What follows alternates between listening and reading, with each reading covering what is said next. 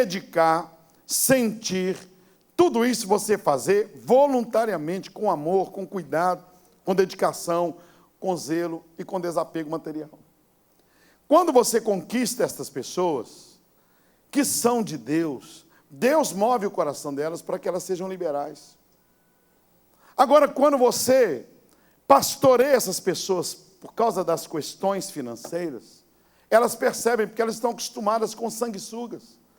Elas estão acostumadas com pessoas que bajulam, que só elogiam, que não têm coragem de exortá-las. Não, é assim, eu aprendi que no ministério a pessoa rica, ela precisa ser exortada. Ela procura uma pessoa que chame a atenção dela.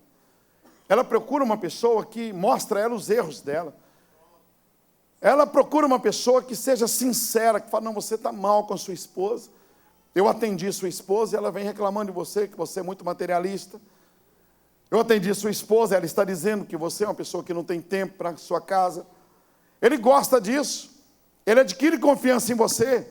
Ele se interessa. Eu estava dizendo sobre esse irmão que dá esse dízimo. Sempre ele quer conversar só comigo. Só vale comigo. A igreja tem mais de 100 pastores, mas só vale o pastor Jorge para ele. Só vale o pastor Jorge para ele. Mais ninguém. Então eu tenho que ter um jogo de cintura nisso também.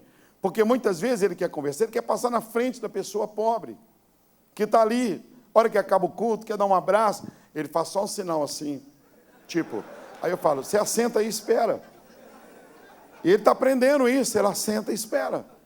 Ele quer levar o dízimo, ele entrega na minha mão. Ele quer levar o dízimo e quer que eu veja que ele está dando. Deve ter alguém aqui, quando é 50 reais, 30, 10, 5, 2, a pessoa não põe na mão do pastor. Quando é um valor mais expressivo, a pessoa quer levar para o pastor ver que ele está dando. Pastor, está aqui o meu dízimo. Por que você não pôs ali, irmão? Não, eu queria que o senhor visse isso aqui, porque aí você olha e fala, irmão, glória a Deus, Deus abençoe. Vamos pôr lá no gasofilaço, vamos nós dois, vamos lá colocar lá dentro, vamos nós dois. Vamos nós dois. Mas dá trabalho. Agora, esse texto aqui diz, olha que coisa séria, olha. Apacentai o rebanho de Deus que está entre vós, não por força, mas espontaneamente, segundo a vontade de Deus, não por torpe ganância. Você não pode ter, se você ficar, irmão, estou falando aqui de coração aberto, 37 anos de ministério, 35 anos como pastor. Se você também for batizar o rico lá na casa, na piscina, na casa dele, você não ganha ele. Você tem que trazer ele para o meio da igreja. Você não pode bajular, tá? Aqui, olha, não por torpe ganância. Se você vai na casa de um homem rico, seja você. Se você está batizando as pessoas naquela água, no batistério da igreja, batiza ele também. O rebanho não é meu, é de Deus. Você tem que entender se essa frase é que tem que ficar na sua mente. É de Deus.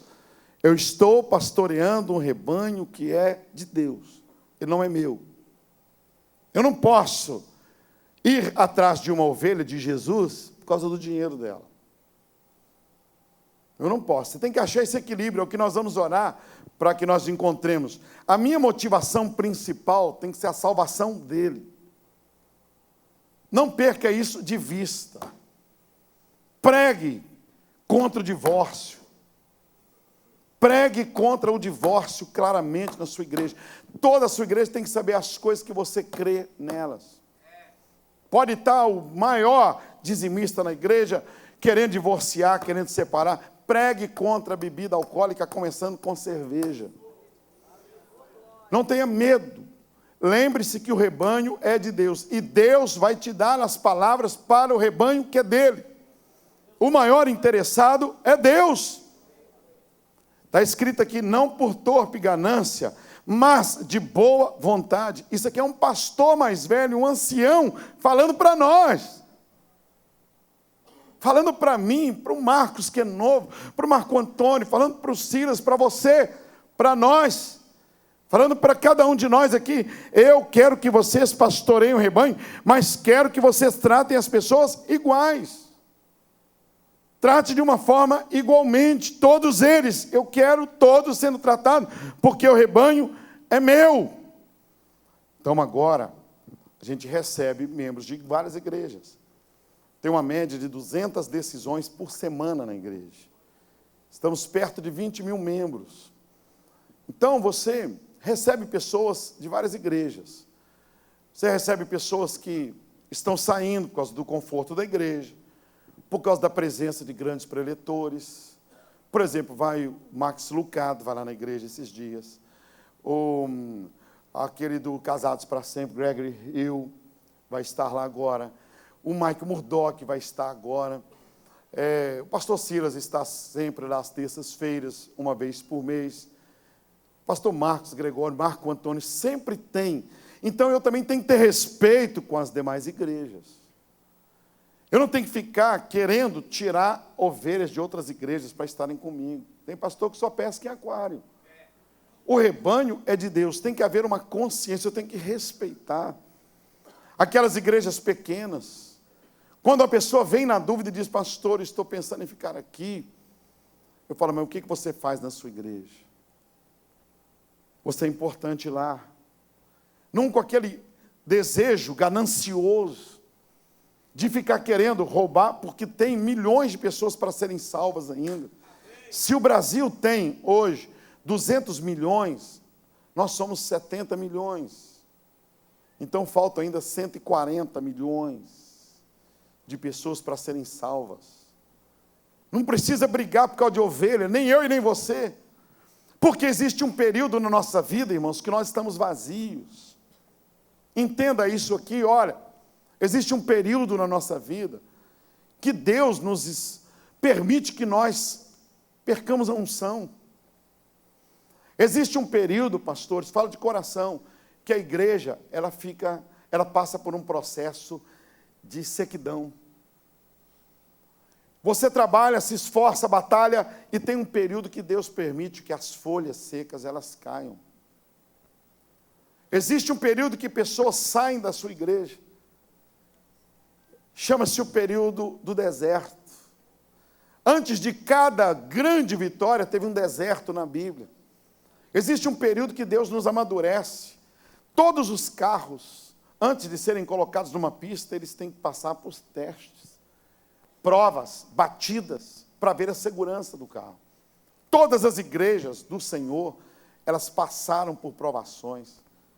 E talvez você esteja perdendo pessoas na igreja, como aquelas folhas que estão indo embora.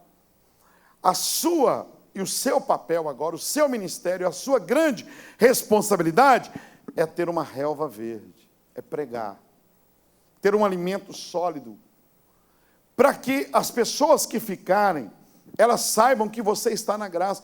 Não brigue, não xingue, mas alimente aqueles que ficarem com você. Clame a Deus por eles. Está aqui, olha, pastoreai de boa vontade. Pastoreie os que estão com você, porque teve esse período que saíram pessoas, tem período que sai músico. Pastor, estou indo embora, estou indo para outra igreja. Pastor, estou indo, recebi um convite. Pastor, a minha esposa, ela deu certo noutra igreja. Então, quem ficar, você tem que dar o melhor de si para elas, batalhar por elas. As ovelhas, elas querem, hoje, nesses dias tão técnicos, elas querem ser pastoreadas por gente, por homens, por pessoas iguais a mim e a você. Então você tem que pastorear por boa vontade. Ganhou um neném, vai lá. Isso conquista, isso faz o ministério crescer. Pastor próximo, gente acessível, que encosta nas pessoas, que sai no meio do povo orando, gente amiga, gente que está no churrasco, gente que está no aniversário. Aí você diz, pastor, como você consegue isso? Eu consigo? Por que você não consegue? Eu não vou em todos. Nos velórios, eu não vou para pregar. Eu vou lá, eu já tenho 3 pastores que olham isso para mim. Mas quando morre um membro da igreja, eu dou uma passadinha lá. Não custa nada dar um abraço numa viúva, não custa nada dar um abraço num filho. E as pessoas dizem, o pastor esteve aqui. Agora tem pastor que não vai num velório, tem pastor que não vai em um aniversário, não vai em nenhuma festa. Ele pastoreia quase que com obrigação. As melhores experiências não são a de Mike Murdock. As maiores experiências não são as minhas. As maiores experiências não são de grandes pregadores que você escuta. As ovelhas querem ouvir as suas experiências. O que aconteceu com você no hospital. O que aconteceu com você naquele aconselhamento. Elas querem estar perto de você. E o que você falar, por isso que muitas vezes Deus permite. Quando eu via a igreja, as pessoas indo embora, eu acusava os pastores. Eu ficava chateado com eles, mas o erro estava em mim. Hoje eu sou pastor, tem pessoas que dizem, pastor Jorge, a sua ida lá no hospital motivou meu coração. Eu achava que eu não fosse importante. Eu achava que eu não fosse importante. Eu achava que se eu adoecesse, eu iria ficar lá o resto da vida. Eu fui lá, gente, uma visita no hospital, você fica 5 minutos com o doente. Você entra em um CTI, você vai encontrar quantos crentes, quantos enfermeiros, quantos médicos. Mas as pessoas não estão fazendo isso. Olha o que diz o texto. Não como dominadores. Nós não podemos dominar o rebanho. Eu não sou dono do rebanho. O apóstolo Pedro já estava falando isso, que ele notou que existiam pastores que pensavam que eram donos do rebanho. O rebanho é de Deus. Não, vocês não vão para a marcha para Jesus. Não, vocês não podem ler tal livro. Isso é característica de seita herética. Isso é característica de quem quer manipular as vidas. Querem controlar as vidas, controlar as pessoas. Você pode casar só com fulano, você pode só casar, você pode ter tantos números de relação sexual. Querem manipular a vida das pessoas. Foi para a liberdade que Cristo nos libertou, irmãos. Não como dominadores, olha aí, sobre os que vos foram confiados, mas servindo de exemplo, tornando-se o padrão. Esse é o grande desafio do pastor. Tem pastor que vai jogar bola com as ovelhas, ele dá pancada nas ovelhas, ele é o mais incrédulo, ele é o mais possesso, não é o demônio que entra nele, ele que entra no demônio. Ele entra em Satanás, Satanás está lá sentado, quieto, ele fala, agora é comigo, meu chapa. Quem conhece pastor que se transforma quando vai jogar futebol? Levante a mão, você conhece alguém? O demônio. Perde o controle. Está falando aqui, olha, torna-te o padrão no horário. Começar no horário culto. Procurar terminar no horário. As pessoas saberem que tem um horário que elas podem avisar em casa que vão chegar. E a exceção ser ultrapassar o horário. E não a exceção terminar no horário. O pastor tem que ser o exemplo. Está escrito aqui, torna-te o padrão.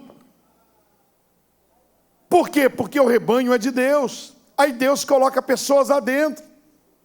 Ele põe juízes. Deus não tem problema nenhum em encaminhar uma pessoa para o seu ministério. Não tem pessoas ricas que vão na casa da irmã Maria lá na favela? Não tem pessoas ricas que vão na casa do irmão Zé Raimundo que tem culto na casa dele? Não tem pessoas que atravessam a cidade e vão lá para ver um graveto pegando fogo no monte? Por que Deus não poderá colocar uma ovelha no seu aprisco? Ele põe, Deus põe. Deus é o maior interessado em que as ovelhas dele sejam cuidadas. Interessante, quando uma escola trata bem seu filho, você mesmo indica essa escola para quantas pessoas? Quando uma maternidade é altamente limpa, bem cuidada, você diz para outra pessoa, olha, meu filho nasceu na maternidade tal, pode ir lá, os apartamentos são limpos, os médicos são legais, os enfermeiros são super atenciosos, olha, pode ir. Assim é na igreja. As igrejas, irmãos, poderiam estar com maior número do que nós estamos aí pensando. Eu falei com o Miller era jogador do Cruzeiro, o Miller jogador de futebol, seleção, São Paulo e tal, o Miller. E ele jogava futebol e aquela coisa toda, e no auge, no Cruzeiro, aquela coisa toda. E ele ajudava muito uma igreja, e era um jovem, coração aberto, ajudava, e jogando, e o Cruzeiro no auge, campeão de Libertadores, campeão disso, campeão daquilo. E o Miller, um dos maiores nomes, estrela do time. Aí o Miller ia pregar num lugar, abençoava, ia pregar no outro lugar, abençoava, ia lá, sentava. Aí um dia, um pastor resolveu ungí-lo, pastor. Um pastor resolveu chamar e tal, e pôs o olho na cabeça dele lá e falou que ele era pastor. Gesiel Gomes. Pôs a mão na cabeça dele, pastor, você vai ser pastor. E veio, pregou. Acabou a vida do Miller. Porque ele não foi chamado para ser pastor.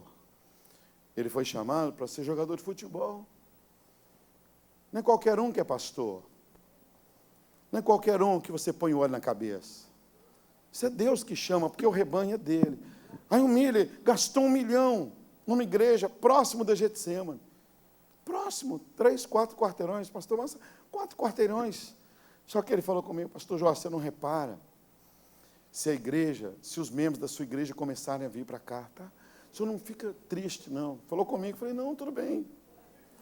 Eu não tenho experiência. Falou assim, humilde ele. O senhor não repara, porque o senhor sabe, as pessoas poderão ir para lá. Eu falei, não tem problema não. Se elas forem, aí ele pensou que ser pastor é ser atleta. Não tem nada a ver. Começou, primeiro dia lotado, a Rede Globo, Bandeirantes, Rede TV, SBT, todo mundo, lotado. 1000 cadeiras. E o lugar foi diminuindo, diminuindo, diminuindo. No final, a esposa dele estava lá na Getsemane, os filhos. Nem a esposa. Ele me procurou e falou, pastor, o que é isso? Eu falei, isso não é estádio não, meu chapa. Isso não é estádio não. Isso é rebanho. O rebanho é de Jesus. O negócio não é gritar, não é pular, não é dar. O negócio não é karatê, rabo de arraia, kung fu. O negócio é cuidar do rebanho de Deus. O que faz o negócio é o rebanho. O que faz é chorar. É o bispo Valdomiro chamar lá, vem cá. O bispo Valdomiro está chorando com as ovelhas, não está? Não está? Está lotado, não está? Está lotado, não está? O povo está dando dinheiro, não está? Pastor, e ele suado, todo molhado. Oh, minha filha. Mas o que ele fala? Estava no monte até de madrugada, não é isso que o Valdomiro fala? Estava no gabinete, chegou 4 horas da manhã, ficou até às 10 da manhã, não tinha almoçado. Está certo, porque ele está começando o ministério dele, irmãos. Vai chegar o dia que ele vai descansar. Vai chegar o dia que ele não vai precisar. E ele já sabe disso. E nós já falamos para ele. Ele já falou para ele, tem que jogar futebol, tem que divertir, tem que ir numa piscina. Ele está indo, já fez o time de pastores. Mas hoje o Miller, aí a igreja fechou. Você acha que é bom para Deus uma igreja fechar? Não é. Você acha que é bom para Deus uma pessoa largar o ministério? Você acha que é bom para nós? Se não é bom para um advogado que faz uma coisa errada, porque toda a classe é atingida, não é bom o fracasso de uma igreja. Mas Deus permite, às vezes, o fracasso de um cantor, um fracasso de um pastor, um fracasso de uma grande estrela, porque ele está acostumado a ver estrela caindo. Deus acostumou-se com isso. Ele não fez nenhuma estrela para cair, mas ele já se acostumou, porque 1/3 dos milhões de astros caíram. Então a gente tem que tomar cuidado com isso, eu, pastor Jorge, porque eu não impressiono Deus, por causa da minha própria capacidade. O que impressiona Deus é se eu sou pastor e eu faço o que Ele mandou. Eu trabalhei em banco muitos anos, e pessoas vinham no banco, na Caixa Econômica, e punham dinheiro, pastor Mar, fazendeiros. Eles levavam esse pacote de dinheiro, porque eles não gostavam de nada de cheque, de nada disso. Então trazia aquelas caixas de papelão, sacola de plástico de dinheiro. E eles punham para colocar na poupança, E de vez em quando esses fazendeiros vêm do interior e falam assim, como é que está meu dinheiro aí? Não adianta você mostrar números para ele. Falar, olha, seu dinheiro está aplicado aqui, rendeu isso. Você tem que descer com eles no cofre e mostrar e falar, seu dinheiro está lá dentro, ó. Aí ele olha e fala assim, está ali? Tá, então tá bom. Ele tem que ver o dinheiro, os fazendeiros mineiros, plantadores de café, vaca leiteira, vaca de corte. Eles têm que ver, aí eles viam o dinheiro e falavam, então tá aí, graças a Deus, vou trazer mais. Se eles vissem só números assim, não adianta nada. E eles traziam outros fazendeiros para depositar o dinheiro no banco. Todo banco tem isso. Todo banco, pode perguntar a qualquer gerente de banco, qualquer um aqui, ele vai te dizer que tem pessoas que querem ver o dinheiro. Querem saber o que está acontecendo com o dinheiro. Assim é o Senhor. Como está o meu rebanho? Como está aquele? Compramos os bancos da igreja do Miller. Compramos os bancos porque o lugar não me interessava. E o Miller falou, pastor Jorge, que coisa difícil é ser pastor. Falei, que difícil é ser jogador de futebol. Cada um na sua, Miller. Cada um na sua. Você é craque lá nas 4 linhas. Aqui é mais embaixo. Aqui a gente está trabalhando para Deus. Lá você trabalha para o Vanderlei Luxemburgo. Lá você trabalha para o Perrela. No ministério é para Jesus. Ele é o supremo pastor. Então é isso que é o ministério. Olha aqui de como que encerra. Olha, tornando o exemplo para o rebanho. O exemplo. Eu não bebo bebida alcoólica. Não é porque é ruim. É porque eu quero ser um exemplo. Tem bebida que deve ser gostosa. Eu não bebi todas. Mas deve ter bebida que é boa. Deve ter. Não é? Deve ter pessoas que falam, poxa, cerveja geladinha, não vem, narrando futebol, às vezes alguém fala, poxa, vai ter ali e tal, skin, Brahma, não sei o quê, Antártica, deve ser bom para eles. Poderia ser bom para mim? Poderia. Mas eu não faço isso. Por causa de Jesus e por causa do rebanho. Deve ser bom ir a um motel, cama redonda, cama de colchão de água, massagem, a pessoa ficar ali rodando, assiste filme pornô. Eu não faço isso por causa de Jesus e por causa do rebanho. Eu não quero ver, meu carro está escrito a serviço do Rei Jesus, escrito no motel, pastor, viu seu carro lá, a serviço do Rei Jesus, lá no motel. A gente não faz, é por causa de Jesus, irmãos. Tem determinadas coisas, nós não fazemos por causa de Jesus. Por causa dele. Ficar em casa dormindo, tranquilo, perna, igual aquele pastor, aquele sujeito que a mãe dele foi acordar e disse assim, filho, vamos para a igreja, filho. Falou, para quê, mãe? Vamos para a igreja, filho. Levanta. Me dá 3 motivos para ir para a igreja. Primeiro, filho, hoje é domingo, filho. O dia do Senhor. Segundo, você é crente, filho. Vamos para a igreja, filho. Fala o terceiro, mãe. Você é o pastor da igreja, pô. Você é o pastor da igreja, filho. Você tem que ir para a igreja, filho. Às vezes a mulher do pastor está mais preocupada com o rebanho do que ele. Está mais preocupado. Olha, a minha esposa tem 56 anos, eu tenho 58, vou fazer isso. Já estou chegando perto dos 60. O que acontece? Deveria ser bom. Eu tenho uma garota de 30 anos, 35. Deve ser bom. Mas eu não vou ter por causa do exemplo rebanho. Deve ser bom ter uma garota dessa, profissional do sexo, veste de tiazinha, dá chicotada no cara, sobe, planta bananeira, unha as costas dele todinha, dá chave de roda, chave de não sei o quê. Deve ser bom. Mas eu vou ter isso? Por causa de Jesus eu não vou ter. Por causa de Jesus, né? Por causa de Jesus, deve ser bom. Deve ser bom, mas por causa do Rei dos Reis, eu não faço. É isso que é o ministério. Você sabe, o diabo vem e te oferece. Você fala, eu não vou, por causa de Jesus. Não é porque eu não quero. Até querer eu quero.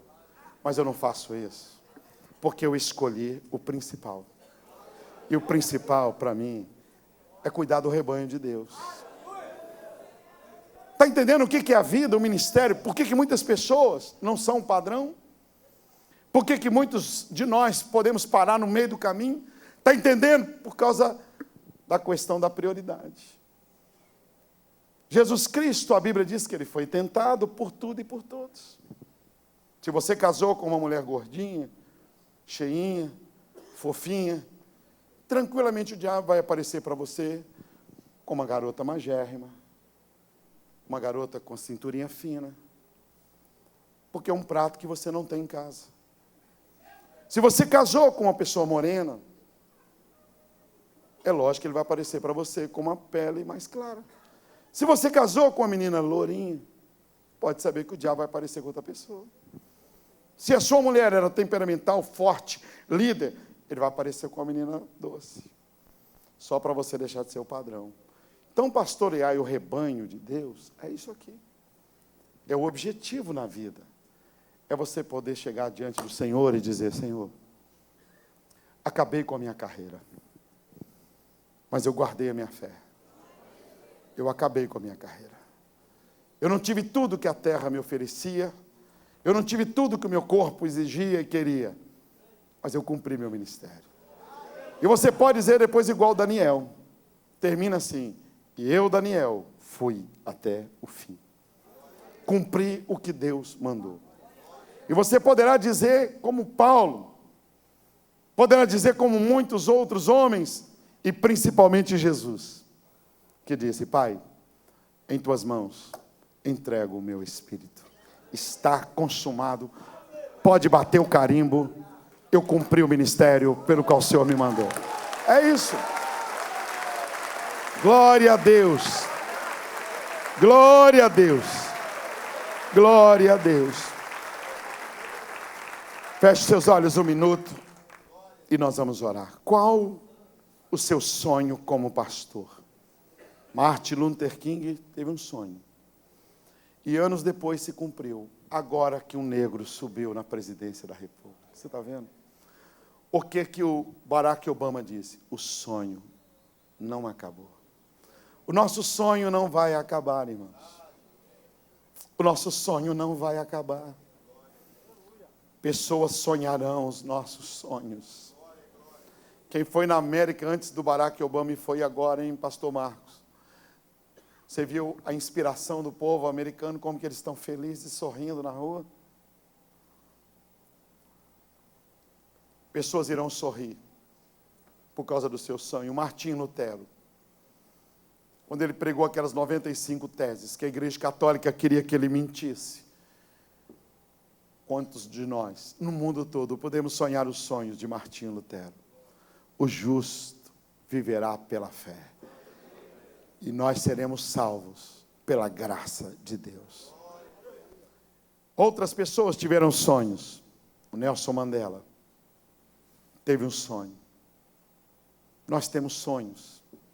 Pastoreai o rebanho de Deus. Quando se manifestar o sumo pastor, então recebereis a imarcessível coroa da glória. Um dia, os pastores terão um tratamento especial diante de Deus, irmãos. Porque Jesus nunca disse que era psicólogo. Jesus nunca disse: eu sou advogado, eu sou médico. Nunca, não tem isso na Bíblia. Ele nunca disse que ele era administrador de empresas. A única coisa que Jesus disse, a única profissão. Profissão é aquilo que você professa. Quando você for em qualquer hotel, qualquer lugar, já escrito lá, profissão, você pode escrever pastor.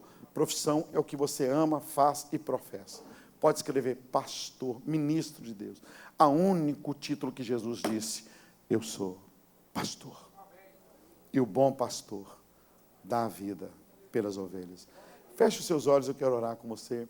Num momento como esse, 3 coisas são importantes. Primeiro, você fala: Deus, onde o Senhor quer que eu melhore? Porque Deus não me traz de Belo Horizonte aqui para participar dessa reunião, para poder ferir vocês. Deus não me traz aqui para ser um show. Deus não me traz aqui para magoar. Deus me traz aqui porque Ele quer mudar alguma coisa na vida de qualquer um. De repente, um. Segunda coisa, você vai depender de Deus para mudar isso aí. Pede a Deus força e o poder do Espírito Santo. E a terceira coisa, você tem que querer. É isso que Jesus estava diante do cego. Ele estava naquele lugar. E Jesus falou: o que você quer que eu te faça? Você pode pedir que Deus muda. Capricha na sua igreja. Capricha no berçário.